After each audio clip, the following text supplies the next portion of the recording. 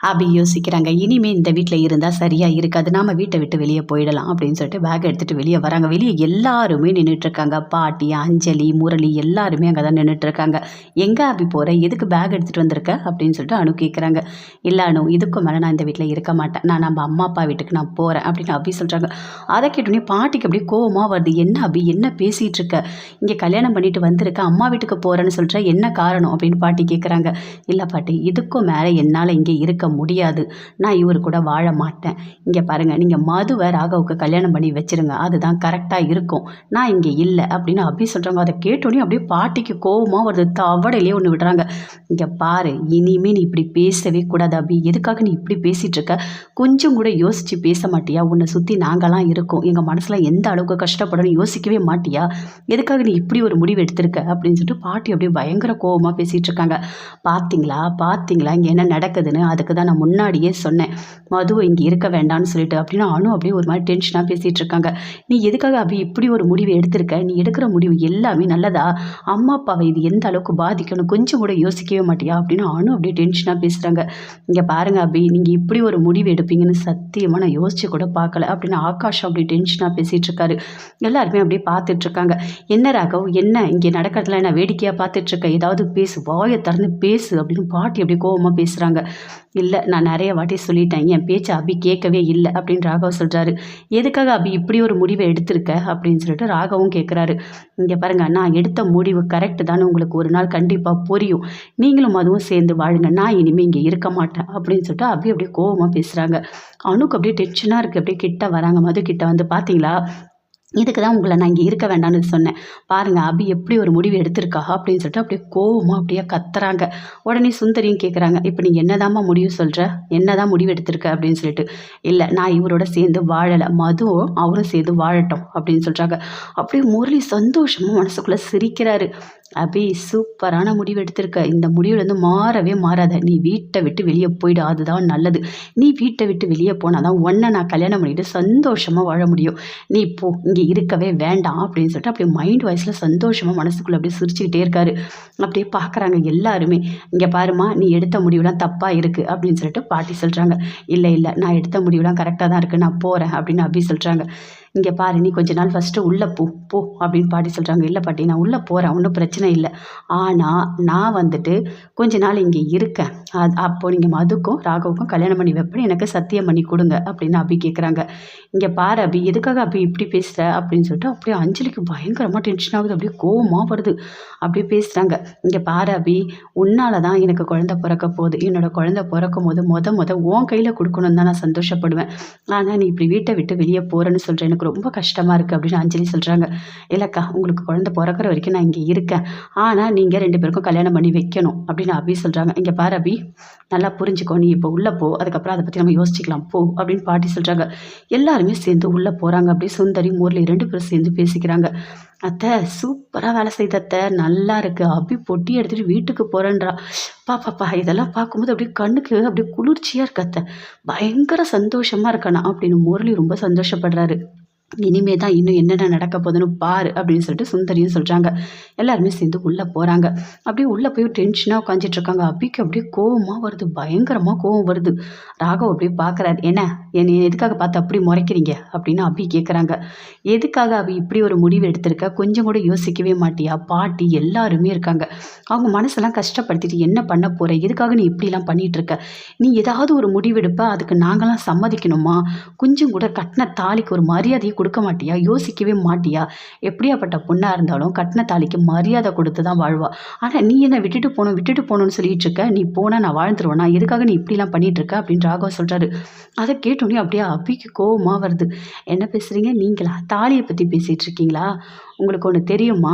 நான் ஒரு விஷயத்த சொல்றேன். அது உங்களுக்கு தெரிஞ்சா கண்டிப்பா நீங்க மதுவ கல்யாணம் பண்ணிப்பீங்க" அப்படின்னு அபி சொல்றாங்க. "என்ன பண்ணேன்? நான் என்ன பண்ணேன்? நான் லவ் பண்ணேன். அவ்வளோதான். வேற எதுவுமே இல்ல" அப்படின்னு ராகவ் சொல்றாரு. "என்னது, லவ் பண்ணீங்களா? உங்களுக்கு ஒண்ணு தெரியுமா? அவங்களோட ரிப்போர்ட்ட நான் பார்த்தேன். அவங்க வெளிய வந்தாங்கல்ல ஹாஸ்பிட்டல்லேருந்து. அப்போ ரிப்போர்ட்ட காட்டுனாங்க. அதில அவங்க கன்சீவா இருந்திருக்காங்க. அபார்ஷன் ஆயிருக்கு. இது எல்லாத்துக்குமே யார் காரணம்?" அப்படின்னு அபி கேட்குறாங்க. அத கேட்டோனே அப்படியே ராகவ் அப்படியே டென்ஷன் ஆகுறாரு. அப்படியே கத்துறாரு. என்ன சொல்ற அபி? என்ன சொல்ற? நீ உண்மைய சொல்றியா? என்ன பேசிட்டு இருக்க? இப்படி ஒரு விஷயம் நடக்க வாய்ப்பே இல்லையே! அப்படின்னு சொல்றாரு. ஐயோ! எனக்கு தெரியல, எனக்கு தெரியல அப்படின்னு அப்படி தலைய பிச்சுக்கிற மாரி அப்படியே டென்ஷனா கத்துறாரு. இங்க பாருங்க, நீங்க தான் எல்லாமே பண்ணியிருக்கீங்க. நீங்களும் மதுவும் சேர்ந்து 2 பேரும் சேர்ந்து ஒரு போட்டிக்கு போயிருக்கீங்க. பெஸ்ட் லவ்வர்ஸ்ன்னு அவார்டு வாங்கியிருக்கீங்க. அப்போ ரூம்குள்ள போயிருக்கீங்க. அங்க மது குடிச்சிருக்கீங்க. குடிச்சிட்டு நீங்க மதுவோட தனியா இருந்திருக்கீங்க. ரூம்ல லாக் ஆயிருக்கு. இது எல்லாமே நடந்திருக்கு. இதுக்கு எல்லாத்துக்குமே காரணமே நீங்க தான். மதுவுக்கு எல்லாமே பொறுப்பு நீங்க தான். அப்படி ஒரு அப்பாவி பொண்ணை இப்படி ஏமாத்தலாமா? இது எவ்வளோ பெரிய தப்பு அப்படின்னு அபி கேட்குறாங்க. அத கேட்டோனே ராகவ் அப்படியே டென்ஷன் ஆகுறாரு. ஐயோ! அபி இப்படிலாம் நடந்திருக்கா? ஐயோ! எனக்கு தெரியல அபி, எனக்கு தெரியல அப்படின்னு சொல்லிட்டு பயங்கரமா அழறாரு. அழுதுட்டு அப்படியே அபியோட கைய பிடிச்சுக்கிறாரு. கைய பிடிச்சிட்டு அப்படியே அழறாரு. பயங்கரமா அழறாரு. என்ன மன்னிச்சிடு அபி, எனக்கு தெரியாம நான் பண்ணிட்டேன். எனக்கு தெரியாம நான் பண்ணிட்டேன் அப்படின்னு சொல்லிட்டு அப்படியே அழறாரு.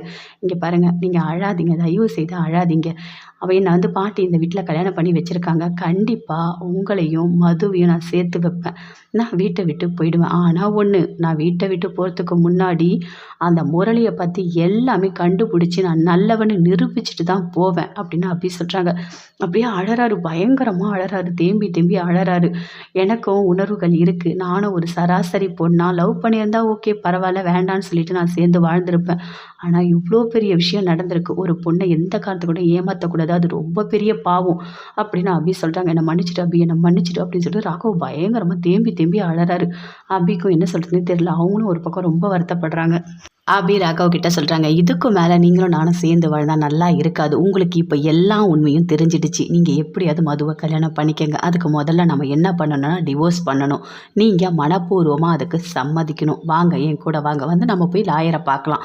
பார்த்துட்டு நம்ம டிவோர்ஸ் அப்ளை பண்ணுவோம். கண்டிப்பா இன்னும் கொஞ்சம் நல்ல டிவோர்ஸ் நமக்கு கிடைச்சிரும் அப்படின்னு அபி சொல்றாங்க. அத கேட்டோனே அப்படியே ராகவ் அப்படியே டென்ஷன் ஆகுறாரு. என்ன அபி இப்படி பேசிட்டு இருக்க அப்படின்னு சொல்லிட்டு. வேற எப்படி பேச சொல்றீங்க? உங்ககிட்ட நான் எல்லா உண்மையும் சொல்லிட்டேன். ஆனா எல்லார்கிட்டயும் சொல்ல முடியாது. இப்போ உங்களுக்கு உண்மை தெரிஞ்சிடுச்சு. கண்டிப்பா நீங்க மது கூட தான் வாழ போறீங்க. அப்புறம் எதுக்காக இப்படி பண்ணிட்டு இருக்கீங்க? வாங்க நம்ம நாளைக்கே போய் லாயர பார்க்கலாம் அப்படின்னு அபி சொல்றாங்க. ராகவால எதுவுமே பேசவே முடியல. அப்படியே டென்ஷனா இருக்காரு. பயங்கரமா டென்ஷனா இருக்காரு. அப்படி படுக்கிறாரு. படுக்கும்போது பயங்கரமா அழறாரு. இவ்ளோ பெரிய விஷயம் நடந்திருக்கா? நானா மது கூட சேர்ந்து வாழ்ந்திருக்கேன். ஐயோ கடவுளே! நான் என்னோட வாழ்க்கைய எதுக்காக இப்படி கஷ்டப்படுத்தியிருக்கேன்?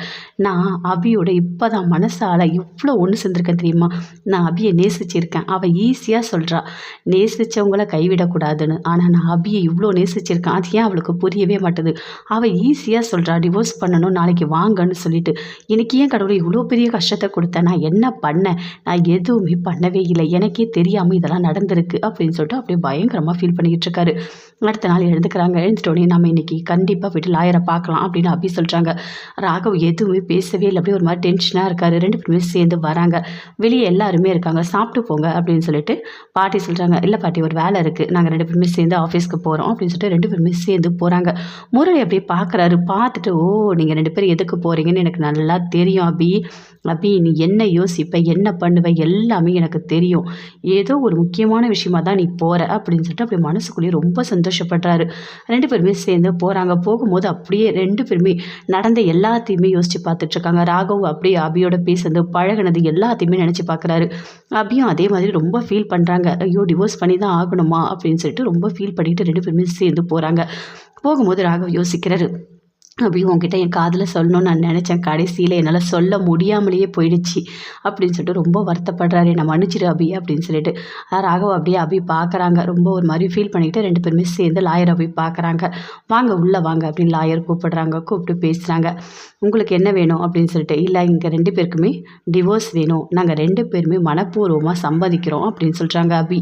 அத கேட்டோனே அப்படியே லாயர் வந்து கேட்குறாங்க. ஓகேவா முடிவு பண்ணிட்டீங்களா? டிவோர்ஸ் வேணும்னு முடிவு பண்ணிட்டீங்களா? அப்படின்னு கேட்குறாங்க. சொல்லுங்க, சொல்லுங்க அப்படின்னு அபி சொல்றாங்க. கண்ண காட்டுறாங்க. அப்படியே ராகவ் எதுவுமே பேசவே இல்ல. அப்படியே அமைதியா இருக்காரு. ஓகே எங்களுக்கு டிவோர்ஸ் ஓகே அப்படின்னு சொல்றாரு. இங்க பாருங்க உங்களுக்கு ஓகேனா 1 வருஷம் சேர்ந்து வாழணும் அப்படின்னு சொல்றாங்க. இல்ல இன்னும் கொஞ்ச நாள் தான் இருக்கு. எங்களுக்கு 1 வருஷம் முடிய போகுது. நீங்க அப்ளை பண்ணுங்க அப்படின்னு சொல்லிட்டு அபி சொல்றாங்க. ஓகே நீங்க முடிவு எடுத்துட்டீங்கன்னா நான் வந்துட்டு ஒரு பேப்பர் குடுக்குறேன். நீங்க சைன் பண்ணுங்க அப்படின்னு சொல்றாங்க அந்த லாயர். அதே மாதிரி அந்த பேப்பரை வாங்கி குடுக்குறாங்க. அபி சைன் பண்ணிட்டாங்க. நீங்க பண்ணுங்க அப்படின்னு ராகவ் கிட்ட குடுக்குறாங்க. ராகவ் எதுவுமே பேசவே பேசவே இல்லை. அப்படியே அமைதியாக இருக்கார். கண்ணெல்லாம் கலங்குது. கையெழுத்தே போடலை. இங்கே பாருங்கள் தயவு செய்து போடுங்க அப்படின்னு சொல்லிட்டு அபி சொல்கிறாங்க. அப்படியே ரொம்ப ஃபீல் பண்ணிவிட்டு அந்த பத்திரத்தில் அப்படியே சைன் பண்ணுறாரு. சைன் பண்ணி கொடுக்குறாங்க. ஓகே நான் வந்துட்டு அப்ளை பண்ணுறேன். ஒன்றும் பிரச்சனை இல்லை அப்படின்னு சொல்கிறாங்க லாயர். ஓகே தேங்க்ஸ் அப்படின்னு சொல்லிட்டு அங்கே வந்து அபி ராகவ் 2 பேருமே கிளம்புறாங்க. கிளம்பும்போது ராகவ் ஒரு பயங்கரமாக ஃபீல் பண்ணுறாரு. அப்படியே கண்ணெல்லாம் கலங்குது. ஒரு மாதிரி ரொம்ப ஃபீல் பண்ணிவிட்டு 2 பேருமே சேர்ந்து வீட்டுக்கு வராங்க. ஆனால் ரூமில் இருக்காங்க. அப்படியே ஃபீல் பண்ணிக்கிட்டு இருக்காங்க. அங்கே வந்து ஆகாஷ் வராரு. 2 பேருமே சேர்ந்து பேசிகிட்டு இருக்காங்க. பார்த்தீங்களா என்ன நடக்குதுன்னு என்னால் தாங்கவே முடியல. இதுக்கு தான் நான் முன்னாடியே சொன்னேன் மது இந்த வீட்டில் இருக்க வேண்டாம், எப்படியாவது மதுக்கு கல்யாணம் பண்ணிடலான்னு சொன்னேன். ஆனால் கடைசியில் எப்படி வந்து முடிஞ்சிருக்கு பாருங்கள். நான் என்ன நினச்சனோ அதுதான் நடந்திருக்கு அப்படின்னு சொல்லிட்டு அனு ரொம்ப ஃபீல் பண்ணி சொல்கிறாங்க. எனக்கும் புரியுது எதுக்காக அபி இப்படி ஒரு முடிவு எடுக்கிறாங்கன்னு ஒன்றுமே புரியலையே. ஏன் இப்படி பண்ணிகிட்ருக்காங்க? 2 பேருமே நல்லா தானே இருந்தாங்க அப்படின்னு சொல்லிட்டு ஆகாஷை ரொம்ப ஃபீல் பண்ணிகிட்ருக்காரு. எனக்கு தெரியும். ஏன்னா லவ் பண்ண பொண்ணு திரும்ப வந்தால் கண்டிப்பாக அபி அப்படி தான் பண்ணுவா. ஏன்னா அபி ரொம்ப ரொம்ப தங்கமானவ. அவங்க காதில் பிரிக்கக்கூடாதுன்னு நினச்சி தான் சேர்த்து வைக்கணும்னு இப்படி பண்ணிகிட்ருக்கா அப்படின்னு சொல்லிட்டு அனு ரொம்ப ஃபீல் பண்ணி சொல்லிகிட்ருக்காங்க. ஆகாஷும் அப்படியே ரொம்ப ஃபீல் பண்ணுறாரு. சரி அபிக்கிட்ட ஒரு வாட்டி நம்ம பேசி பார்க்கலாம் அப்படின்னு சொல்லிட்டு ஆகாஷ் சொல்கிறாரு. அவள் எது பேசினாலும் கேட்குற மனநிலையிலேயே இல்லை. பாட்டி சொல்லும்போது கூட நீங்கள் பார்த்தீங்களா அவங்க எப்படி ஃபீல் பண்ணி பேசுகிறாங்க தெரியுமா? எனக்கு ரொம்ப கஷ்டமாக இருக்குது. இப்போதைக்கு தான் நான் அபியை உள்ளே அனுப்பியிருக்கேன். ஆனால் அதுக்கப்புறம் என்ன பண்ணுவான்னு எனக்கு தெரியல அப்படின்னு சொல்லிட்டு பாட்டியை ரொம்ப ஃபீல் பண்ணிகிட்டு இருக்காங்க அப்படின்னு சொல்லிட்டு அனு சொல்கிறாங்க. சரி இப்போ எனக்கும் ஒன்றுமே புரியல. நம்ம அபியை கூப்பிட்டு பேச தான் முடியும். இதெல்லாம் பண்ணாதீங்கன்னு நம்ம சொல்லலாம். நான் கண்டிப்பாக ஒரு வாட்டி பேசுகிறேன் அப்படின்னு ஆகாஷ் சொல்கிறாரு. நீங்கள் அதையே நினச்சி ஃபீல் பண்ணிகிட்டு இருக்காதீங்க. எப்படி ஆகாஷ் எப்படி ஃபீல் பண்ணாமல் இருக்க முடியும்? அபி வேறு யாரும் இல்லை, என்னோட கூட பிறந்த தங்கச்சி. என் தங்கச்சிக்கு ஏதாவது ஒரு பிரச்சனைனா நான் தான் வருத்தப்படணும். அம்மா அப்பாக்கெலாம் நல்ல வேலை எதுவுமே தெரியாது. இந்த முடிவெல்லாம் தெரிஞ்சால் கண்டிப்பாக தாங்க மாட்டாங்க. அப்பாவுக்கு வேறு ஆப்ரேஷன் பண்ணியிருக்கு. அப்பாவால் இந்த கஷ்டத்தெல்லாம் தாங்க முடியுமா? நாங்கள் 2 பேரும் சந்தோஷமாக வாழறோம்னு நினச்சிட்ருக்காரு. அவர்கிட்ட போய் இதெல்லாம் சொல்ல முடியுமா? எதுக்காக இவ இப்படி பண்ணிகிட்ருக்கான்னு ஒன்றுமே புரியல. கண்டிப்பாக அபி மனசு மாறணும். ராகவோட சேர்ந்து வாழணும். மது இந்த வீட்டில் இதுக்கு மேலே ஒரு செகண்ட் கூட இருக்கவே கூடாது. நீங்கள் வேறு எங்கேயாவது கூட்டிகிட்டு போய் வச்சுருங்க. இங்கே வேண்டாம். இதுக்கு மேலே ராகவ் வந்து மதுவை பார்க்கவே கூடாது. அப்படி பார்த்தாருனா கண்டிப்பாக அவரோட மனசு மாறும் தான் நான் நினைக்கிறேன். வேண்டாம் அப்படின்னு சொல்லிட்டு அனு சொல்கிறாங்க. நான் போய்ட்டு மதுக்கிட்ட பேசுகிறேன் அப்படின்னு சொல்லிட்டு ஆகாஷ் அப்படி போகிறாரு. மதுக்கிட்ட கூப்பிட்டு பேசுகிறாரு. இங்கே பாருங்கள், நடந்த எல்லா பிரச்சனையும் நீங்கள் பார்த்துக்கிட்டு தானே இருந்தீங்க. இதெல்லாம் பார்க்கும்போது எங்களுக்கு ரொம்ப கஷ்டமாக இருக்குது. நாங்கள் அபியை எல்லாரோட சந்தோஷத்துக்காக நம்ம கல்யாணம் பண்ணி வச்சுருக்கோம். ஆனால் நீங்கள் வந்துட்டு இப்போ புதுசாக வந்ததுனால அபி என்ன நினைக்கிறாங்க, உங்களையும் ராகவையும் எப்படியா சேர்த்து வைக்கலாம்னு நினைக்கிறாங்க. ஆனால் அது நல்லதே கிடையாது. அப்படி ஒரு விஷயம் நடக்கவே நடக்காது. எப்போவுமே அபி ராகவ் 2 பேரும் தான் சேர்ந்து வாழணும். நீங்கள் கல்யாணத்துக்கு ஒத்துக்கங்க. உங்களுக்கு பிடிச்ச மாதிரி ஒரு மாப்பிள்ளையை நாங்கள் கல்யாணம் பண்ணி வைக்கிறோம். அதுதான் இப்போ இருக்க பிரச்சனைக்கு சொல்யூஷனே. நீங்கள் கல்யாணத்தை தள்ளி போட்டிங்கன்னா அது நல்லா இருக்காது அப்படின்னு அக்கா சொல்கிறாரு. அப்படியே மது எதுவுமே பேசவே இல்லை. அப்படியே அமைதியாக இருக்காங்க. இல்லை கண்டிப்பாக ராகவை தான் நான் கல்யாணம் பண்ணிக்கணும். நீங்கள் சொல்கிற எந்த மாப்பிளையும் நான் கல்யாணம் பண்ணிக்க மாட்டேன் அப்படின்னு சொல்லிட்டு அப்படியே மனசுக்குள்ளேயே நினச்சிட்ருக்காங்க. நான் யோசித்து ஒரு முடிவு கண்டிப்பாக சீக்கிரமாக சொல்கிறேன் அப்படின்னு மது சொல்கிறாங்க.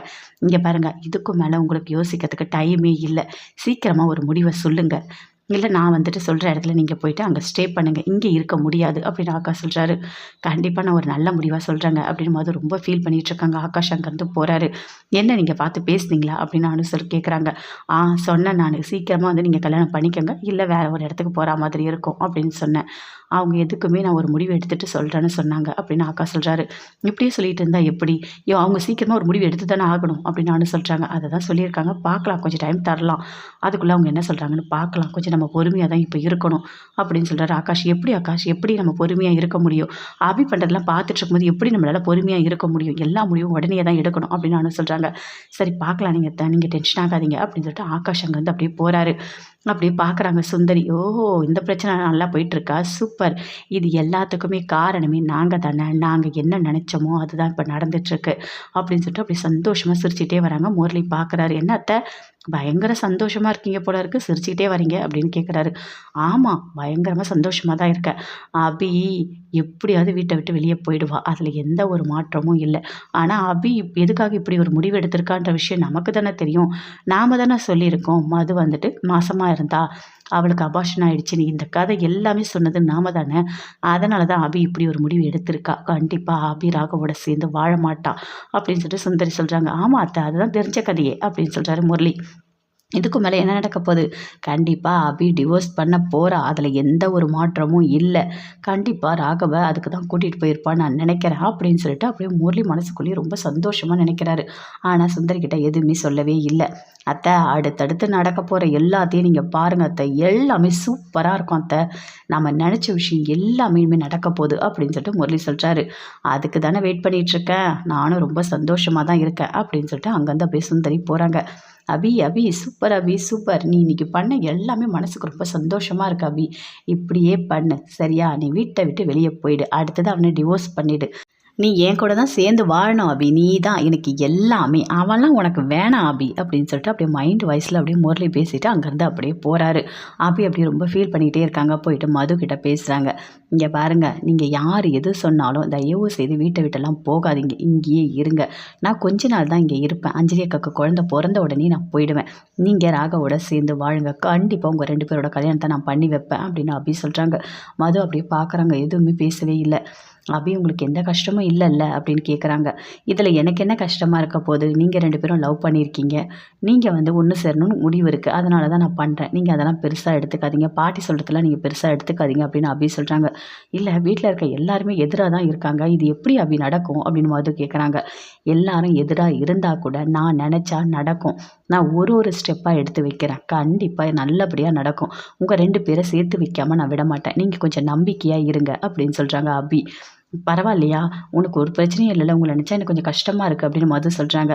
என்ன நினச்சி நீங்கள் எதுக்காக கஷ்டப்பட போகிறீங்க, நான் எங்கள் வீட்டுக்கு போயிடுவேன், என்னால் முடியும், வாழ முடியும் தனியாக அப்படின்னு சொல்லிட்டு அபி ரொம்ப ஒரு மாதிரி அமைதியாக இருக்காங்க.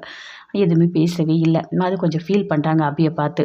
ஓகே, நீங்கள் சொல்கிற மாதிரியே நான் இருக்கேன், ஆனால் ஆகாஷ் வந்து என்கிட்ட கேட்குறாரு, நீங்கள் கல்யாணத்துக்கு சம்மதிங்க, இல்லைன்னா நீங்கள் எந்த வீட்டை விட்டு வெளியே போகிற மாதிரி இருக்கும் அப்படின்னு சொன்னார். எல்லாமே மது சொல்கிறாங்க. இங்கே பாருங்கள், அவங்க எல்லாருமே ஒரு உணர்ச்சி வசப்பட்டு தான் பேசிகிட்டு இருக்காங்க. நான் வீட்டை விட்டு வெளியே போகிறேன்னு சொன்னோடனே அவங்களால தாங்க முடியல, அதனால தான் உங்ககிட்ட வந்து அவங்க பேசியிருக்காங்க, வேறு எந்த காரணமும் இல்லை, கொஞ்சம் பொறுமையாக இருங்க, எல்லாமே நல்லபடியாக நடக்கும் அப்படின்னு சொல்லிட்டு அபி அங்கேருந்து போகிறாங்க. போகும்போது ரொம்ப ஒரு மாதிரி ஃபீல் பண்ணிக்கிட்டே போகிறாங்க. மது வந்து மனசுக்குள்ளே யோசிக்கிறாங்க, கண்டிப்பாக நம்ம ராகவை தான் கல்யாணம் பண்ணிக்கணும், ராகவ மனசு முழுக்க நாம தானே இருக்கோம், இவங்க 2 பேருக்கும் ஒத்து வரல, இவங்க பிரிஞ்சு போகிறாங்க, இதில் என்ன இருக்குது, எதுக்காக வீட்டில் இருக்க எல்லாருமே இப்படி டென்ஷன் ஆகுறாங்க அப்படின்னு சொல்லிட்டு மது ஒரு பக்கம் யோசிச்சுட்ருக்காங்க. ராகவ் ஒன்றுமே பண்ணவே இல்லை, பயங்கரமாக ஃபீல் பண்ணிகிட்ருக்காரு. நான் என்ன பண்ணேன், நான் எப்படி வந்து மதுவோட சேர்ந்து வாழ்ந்தேன், எதுவுமே எனக்கு தெரியவே இல்லையே, டிவோர்ஸ்க்கு வேறு அப்ளை பண்ணியிருக்கோம், அப்போ நான் வந்து அபியை விட்டு பிரிஞ்சிருவேனா, என்னோடய வாழ்க்கையில் என்ன நடக்கணுன்றதை நான் முடிவு பண்ணவே முடியாதா, எல்லாமே அதுவே நடக்குது, என்கிட்ட எதுவுமே இல்லை அப்படின்னு சொல்லிட்டு ரொம்ப ஒரு மாதிரி ஃபீல் பண்ணிகிட்ருக்காரு. நான் எப்படி அபியை பிரிய போகிறேன், அபியை பிரிஞ்சால் நான் தாங்குவேனா, என்னால் தாங்க முடியாதே, என் மனசு முழுக்க அபி தானே இருந்தா அப்படின்னு சொல்லிட்டு ரொம்ப ஒரு மாதிரி ஃபீல் பண்ணிகிட்ருக்காரு. அபியோட அம்மா, அப்பா, அக்கா 3 பேருமே சேர்ந்து பேசிகிட்டு இருக்காங்க. எனக்கு ரொம்ப கஷ்டமாக இருக்குக்கா, என்ன பண்ணுறதுனே எனக்கு தெரியல, அபி எதுக்காக இப்படி பண்ணிகிட்டு இருக்கானே தெரியல, அந்த பொண்ணு அங்கே வச்சுருக்கிறது நல்லதே கிடையாது, அதனால தான் நம்ம வீட்டுக்கு கூப்பிட்டோம், ஆனால் அபி அனுப்பவே இல்லை, இதெல்லாம் நல்லாவா இருக்குது, ஒரு லவ் பண்ண பொண்ணு அதே வீட்டில் இருந்தால் நல்லா இருக்குமா அப்படின்னு சிவராமன் சொல்கிறாரு. எனக்கும் புரியுது, ஆனால் அபி நம்ம சொல்கிற பேச்சு கேட்குற மாதிரி தெரியலையே, அந்த பொண்ணு எப்படியாவது நம்ம வீட்டில் வந்து வச்சுருந்து நம்ம கல்யாணம் பண்ணிட்டோம்னா நல்லா தான் இருந்திருக்கும், எனக்கும் ஒன்றுமே புரியல அப்படின்னு சொல்லிட்டு அவங்க அக்கா ரொம்ப ஃபீல் பண்ணுறாங்க. நானும் அபிகிட்ட நல்லா எடுத்து சொன்னேன், ஆனால் அவள் கேட்கவே மாட்றா அப்படின்னு அவங்க அம்மாவும் 3 பேருமே சேர்ந்து ரொம்ப வருத்தப்படுறாங்க. சரி, அணுக்கு ஃபோன் பண்ணுப்பாங்க, ஏதாவது பிரச்சனையாக இருக்க போது கேட்டு பார்க்கலாம் அப்படின்னு அவங்க அக்கா சொல்கிறாங்க. சரிக்கா, நான் ஃபோன் பண்ணுறேன் அப்படின்னு சிவராமன் ஃபோன் பண்ணுறாரு. அணு எடுத்து பேசுகிறாங்க. சொல்லுங்கப்பா, எப்படிப்பா இருக்கீங்க, நல்லா இருக்கீங்களா அப்படின்னு அணு கேட்குறாங்க. நல்லா தான்மா இருக்கேன், உன் குரல் என்னம்மா ஒரு மாதிரி இருக்குது, ஏதாவது அங்கே பிரச்சனை இருக்கா அப்படின்னு அவங்க அப்பா கேட்குறாரு. இல்லைப்பா, இங்கே எந்த பிரச்சனையும் இல்லை, நாங்கள் நல்லா தான் இருக்கோம் அப்படின்னு அணு சொல்கிறாங்க. இல்லையம்மா, ஒரு மாதிரி பேசுறியம்மா அப்படின்னு அவங்க அப்பா ஃபீல் பண்ணி சொல்கிறாரு. ஒன்றும் இல்லைப்பா, எனக்கு லைட்டாக தலை வலிக்குது. சரிம்மா சரி, அபி எப்படி இருக்கா, ஒன்றும் இல்லை, அந்த மதுவால் ஏதாவது பிரச்சனையா அப்படின்னு சொல்லிட்டு கேட்குறாரு. இல்லைப்பா இல்லை, அதெல்லாம் ஒன்றுமே இல்லைப்பா, அவங்க அமைதியாக தான் இருக்காங்க, எந்த பிரச்சனையும் இங்கே இல்லை, எல்லாருமே நல்லா தான்ப்பா இருக்கும் அப்படின்னு அனு சொல்கிறாங்க. சரிம்மா, அது கேட்கறதுக்கு தான் நான் ஃபோன் பண்ண, வேறு ஒன்றும் இல்லை அப்படின்னு சொல்லிட்டு ஃபோனை கட் பண்ணுறாரு. என்ன சிவராமா, என்ன சொன்ன அனு அப்படின்னு அவங்க அக்கா கேட்குறாங்க. அங்கே ஒரு பிரச்சனையும் இல்லையா, நல்லா தான் இருக்காங்க அப்படின்னு சிவராமன் சொல்கிறாரு. சரி, பிரச்சனை இல்லாத வரைக்கும் சந்தோஷம்தான், ஆனால் அந்த பொண்ணால் ஒரு பிரச்சனையும் வரக்கூடாது அப்படின்னு சொல்லிட்டு இருக்காங்க. அதை கேட்டோடனே அவங்க அக்கா சொல்கிறாங்க, எனக்கு என்னவோ சந்தேகமாக தான்ப்பா இருக்குது, அந்த பொண்ணு வந்துட்டு உயிரோடு வந்தது பெரிய விஷயந்தான், அதுவும் அந்த பொண்ணு இல்லைன்னு சொல்லிட்டு இவர் ரொம்ப ஒரு மாதிரி டென்ஷன் ஆகிட்டார், அதுக்கப்புறம் உடம்பு முடியாமல் போயிருக்கு, அதுக்கப்புறம் சரியாகி இப்போ டேப்லெட் போட்டுட்ருக்காரு, இது எல்லாமே நடந்திருக்குன்னா அப்போ அந்த பொண்ணு மேலே அவருக்கு இன்னும் பாசம் இல்லாமலையா இருக்கும் அப்படின்னு அவங்க அக்கா சொல்கிறாங்க. எனக்கும் ஒன்றுமே புரியலக்கா. ஆனால் அபி தான் நம்ம சொல்கிற பேச்சை கேட்கவே மாட்டாள். நம்ம என்ன தான் பண்ணுறது அப்படின்னு சிவராமன் சொல்கிறாரு. சரி, இன்னொரு வாட்டி நம்ம அபிக்கிட்ட பேசி பார்க்கலாம். எப்படியாவது அந்த மது பொண்ணு இங்கே கூட்டிகிட்டு வந்துடணும், அங்கே விடவே கூடாது அப்படின்னு அவங்க அக்கா சொல்கிறாங்க.